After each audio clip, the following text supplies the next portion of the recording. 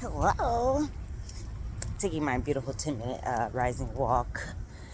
And I just want to talk really quickly about, well, relationships. I see so many people, like, I just want to know, why is it normalized to continue to be with people that you know aren't good for you? And I'm not talking shit because I've had my moments too, and I still have. I'm realizing I can see how a lot of my experiences in life have influenced the people that I either attract or even accept, because we attract a lot of different things. It's about what you will accept and allow. And I keep seeing so many women at many different ages accepting partners that are just like very obviously not for them. But I've learned that the nervous system, specifically when it comes to trauma, you know, that things, they're familiar, so we almost mistake that sometimes as like a good sign. Similar to like hearing that butterflies actually in the stomach actually isn't a good thing. It's like anxiety and your body warning you, and your body literally will fucking tell you when you should not be around somebody. You will literally say these things out fucking loud, and just like laying everything out about how things will work out, and then like not even listen to yourself. Oh no, I'm tripping, oh this, oh that. It's like, no, you're not tripping. You're literally calling out exactly what it is. And sometimes it's hard to just be like, oh, like it feels like such a foreign crazy thought to just pop into your head about somebody, but like it's usually fucking right. Often it's right, especially when it comes to like avoiding predatory, creepy, crazy ass individuals, because I'm not gonna just make it about men, but I'm a woman, so that's the main experience that I have. I haven't dated a lot of women, so. But specifically when it comes to being in urban areas, I'm from Cleveland. When it comes from being in urban areas, impoverishment, like a variety of factors, social economics that like play into it, I've noticed specifically, but I see people in other spaces too, but partners in just behaviors that's like, is that really okay? Is that what we're allowing and accepting? And I think so many of us have been pushed to make excuses for ill behavior. Like in general as society, we believe that like it's okay. We act like it's okay for men to have ill behaviors, and not women, like anger, or even when it comes to like casual sex, like totally fine for guys to do it, not fine for women to do it. At least that's like, how do I word that? That's the conditioning. That's the social conditioning, the social norm, right? Um, Meal Kiss. I got a massage the other day. Oh my god, it's so beautiful. It's fall and I'm in a dress. This is fucking nuts. It's October 31st in Cleveland, Ohio, and it's gorgeous out. So yeah. Hey, Mr. Squirrel. So, what was I saying? Yeah, so I just keep seeing people with partners and accepting this nonsense. I'm just like, why are we doing this? And then, like, you literally, so my pause.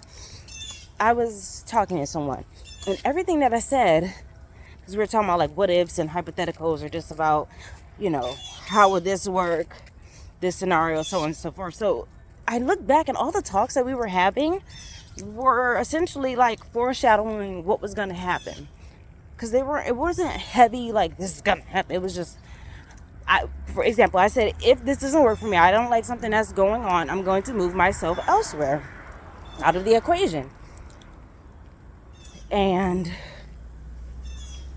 sure enough, that's what I did, because I guess I had a feeling. Sometimes your intuition talks in different ways and you don't always recognize it or know what it's saying. God, I wish my woman, I'm gonna make my walk longer, yo. So yeah, I literally was saying, it's just so funny how my intuition played a part. And it wasn't very loud or overt, but it was just like curiosities would pop into my mind. But that was the stuff that was like popping up, like, it's not right. Now, why I'm having this talk is because I was speaking to someone the other day, and they were saying some stuff, and it was all the stuff that I had thought of in my head, or like it had came up for me upon meeting the person they were talking about, like relatively quickly.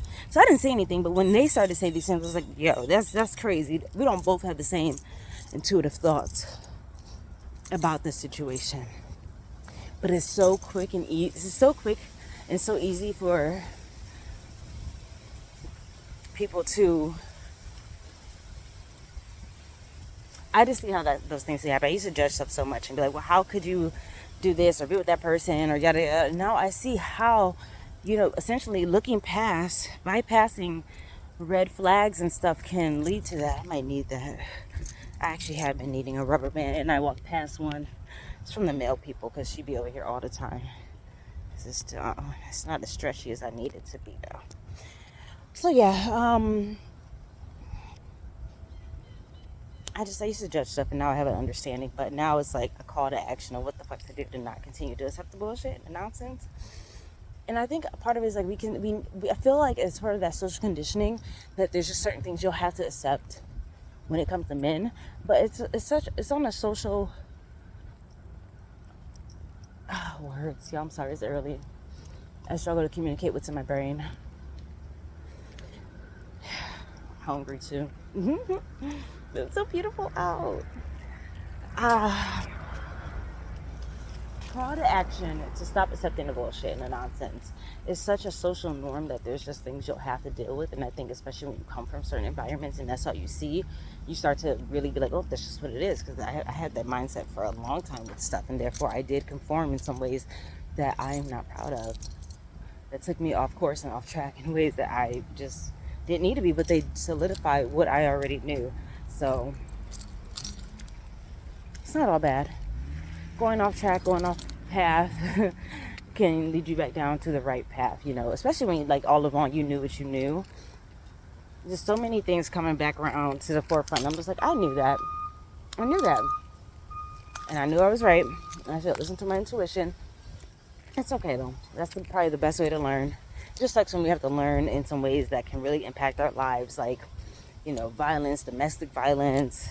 We got children, all kinds of stuff. Oh my God, this house is vacant. It's so cute. Big ass window. I know the helly mosquitoes with them big ass things in the front. Yeah, ain't nobody in there. I don't know what's going on with it.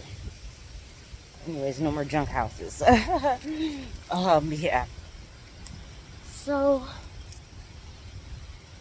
I just say that to say we have to start to really hold firm in what it is that we know is for us or not.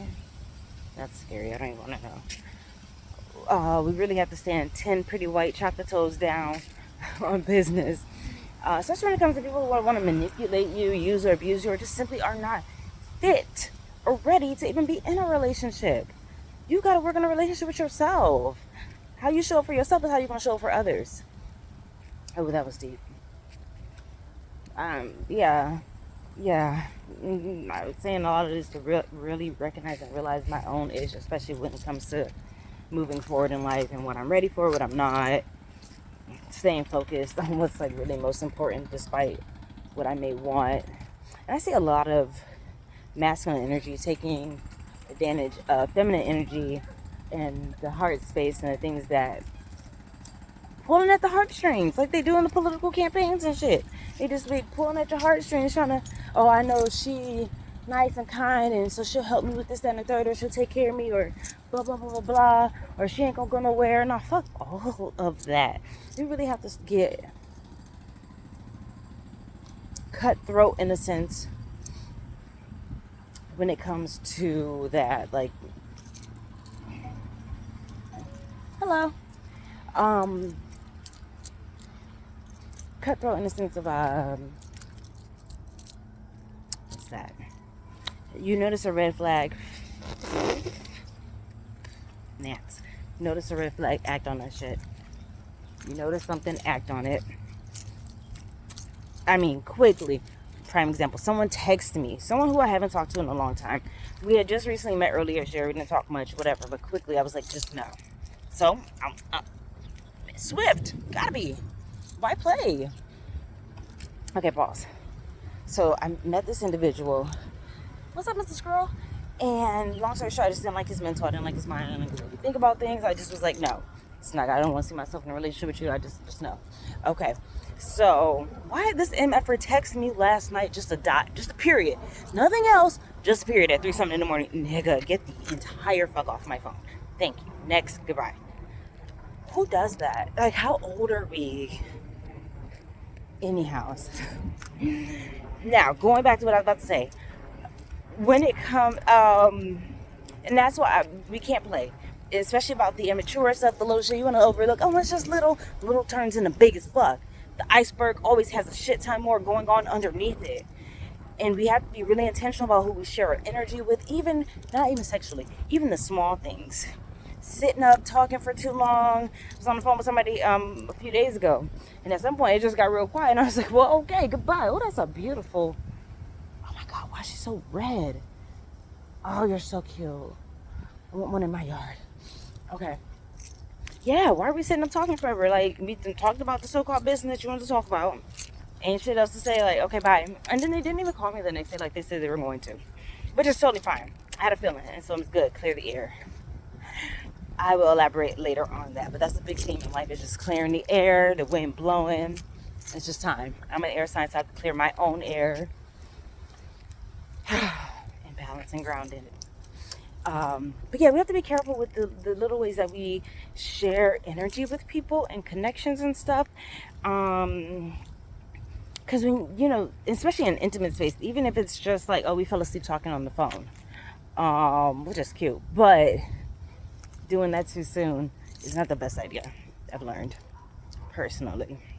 That's a very intimate space, your bedroom, so you don't want to let anyone in there too quick, or even be in anybody else's too quick, even if it is just on the phone, because it's intimate space. They want to be comfortable. They like you there. I've heard a lot of men say crazy shit, specifically, I can't fall asleep unless a woman's there. That's sad. I just need the warmth. Well, you better get you a dog or a teddy bear. They got them big ones. With your weighted blanket, it's hot as fuck. You'll be warm and you'll be snug. Look, stop playing. Because when people are in those spaces and then they get something that feels good, they get what they like, and then it's taken away from them in any way, shape, or form. Because in a week or two, you can be like, I don't like this goofy motherfucker, and then you out trying to avoid him, and you can't.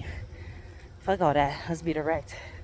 No, thank you, sir. Also, I'm keeping like a super healthy distance right now from people. Like, upon first meeting, let's just take it real slow. We'll see where things go.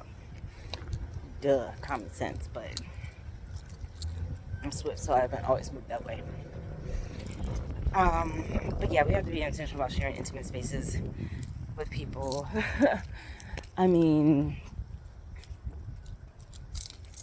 yeah, because people are not direct nowadays. Somebody else sent me a dick pic. Just sent me a dick pic. Didn't say anything else. Just dick pic and a face pic. He sent the dick pic and his face. It was like, you sent your face too. That's kind of cute, I guess. But I don't want anything to do with that. I guess they was like, this is who I am. I don't even know. That was just weird. You had all the time in the world to talk to me. We don't talk about Bible, God, all kind of shit. Now you just want to send a dick pic. Use your fucking words. Be fucking direct. What am I supposed to do with that? You don't know if my child had my phone. Fucking goofies everywhere, bro. But that's what I'm saying. Like, I'm really seeing and observing, and a lot of it's like just moving too quick, even on the things that seem innocent. That's where I'm getting to. That's my point. The things that seem innocent. Things can seem so innocent. But like I like to say, and the saying's been in my head for years, the road to hell is paved with good intentions. Grand intentions. Innocent intentions. You know? So, some apples. There's so many smells. I got apples. I got cinnamon brooms that I got from Aldi's and I couldn't pass up. And coffee, more apples, onions. Like, there's too much stuff over here. But yeah, I think that's about my spiel. Just, I pray and urge us all to be really intentional. And I know it's innocent, and that's what I'm saying. It's like, I know it's innocent. I know a lot of it comes from, you know, culture. A lot of it comes from not having the connections or love or this or that we want or yearn for. But so much of that is like not rooted in actual relationships, like romantic. It's the friendships, it's the connections, it's the community, it's the sisterhood or brotherhood. It's a connection with self, it's a connection with source, it's a connection with our children. Those things are Also extremely fulfilling. I think if we can start to spread away from what we have been taught love is, which is that romantic love. There's so many different forms of love. I love this fucking porch that I've attempted to decorate as much as I can with storage and shit over there. But, you know, we do what we can. I love painting, so I have a little fake mural little thing I'm supposed to be doing. You know what I'm saying? I love my plants. I love planting. We ain't gonna look at that one. You know, that one's struggling. Oh no, are we bouncing back? Oh, queen bounce back. Broke the tip, don't tell. So yeah, just love. Love in life, love in like just being in that space and spirit of love, and then moving, acting, and sharing from that space. I love candles. So I'm gonna go to a candle making class. And I also love ceramics. And so I definitely gotta go to the ceramics making class. Oh my god. I was on Amazon looking up stuff and I was like, no, we are not buying a ceramics kit. Because you know they got them. They got the battery operated ones, and I wanted one so bad. So that's my spiel, ladies. Love, ladies and gentlemen. Because I was talking to a gentleman the other day, and he said something that was he said something that was eye-opening. He was like, man, I don't want to keep starting over. I'm going to keep trying and pouring into where I'm at. I already done put in work here. I don't want to start over. And a lot of people have the mindset of not wanting to start over. But it's like, why not? That's the freaking best. That's the best to start over. Every time you come out of a situation that's taking you learn something about yourself that takes you closer to what you truly want, and you release the shit that you don't need and do it painless and quick and swift, don't waste your time. Why are you wasting so much time and energy into things that are clearly not working or for us? At the very least, like, hands off, let it go, step back and see what happens. You know what I'm saying? Work with spirit. Because we waste so much time in spaces that are not for us, especially relationships, because people just yearn for them. I know I have as well. Very big heart energy over here. But not just with any old body or anything. And then you do waste so much time there, it's tainted. So when you get where you should be, where you want to go, where you want to be, where there's true love, you don't got the energy because you're depleted and burnt out from all the other shit and from all the other goofies. So take your time, breathe, sit with yourself. It's okay. It's fun. It's important, especially if you actually want to cultivate something healthy with someone outside yourself. So yeah. But hey, it all leads us home. You know, all the mistakes and the this and the that leads us where we need to go. Some mistakes that I've made that I'm just like horrified over. Still working through. But yet the outcome was good. The things that came from it was good. It itself was not. So we can save ourselves a lot of heartache. That's it. Goodbye. Make good decisions. Keep yourself safe. Tired of hearing about people out here getting hurt on first dates and bullshit. Keep yourself safe. Don't ignore red flags. Be cutthroat. Cut that shit off right away.